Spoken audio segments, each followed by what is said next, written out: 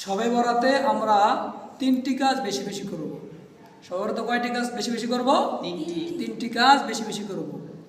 1 number ইবাদত, 2 number তিলাওয়াত, 3 number জিয়ারত। 1 নাম্বার ইবাদত, 2 নাম্বার তিলাওয়াত, 3 নাম্বার জিয়ারত। তিলাওয়াত ইবাদত কি? শবে বরাতে আমরা সারা রাত্র নফল পড়ার চেষ্টা করব ইনশাআল্লাহ।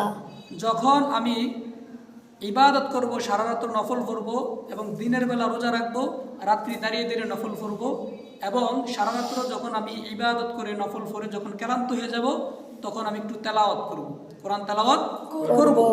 আবার কোরআন তেলাওয়াত করার পর যখন মনটা নরম হবে, চোখ দিয়ে পানি আসবে, যখন মনটা নরম হবে, গুণামুক্ত হব, তখন আমরা কি করব? আমরা আমাদের বাবা মা দাদা দাদি আত্মীয় স্বজনের পূর্বপুরুষদের জন্য কবর জিয়ারত করব। কবর জিয়ারত করার মাধ্যমে আল্লাহ তাআলার কাছে মাফ চাবো। আল্লাহ তাআলা যাতে আমাদেরকে এই শবে বরাত উপলক্ষে, যে সব মানে রাত, বারাত মানে মুক্তি, আল্লাহ তাআলা আমাদেরকে যাতে মুক্তির রাতে সকলকে মুক্তি করে দেয়। কথা বলেন ঠিক কিনা? আল্লাহ তাআলা আমাদের সকলকে এই মুক্তির রাতে মুক্তি, আল্লাহ তাআলা জাহান্নাম থেকে মুক্তি দিয়ে দেখ। সকলে বলি আমিন। আমিন।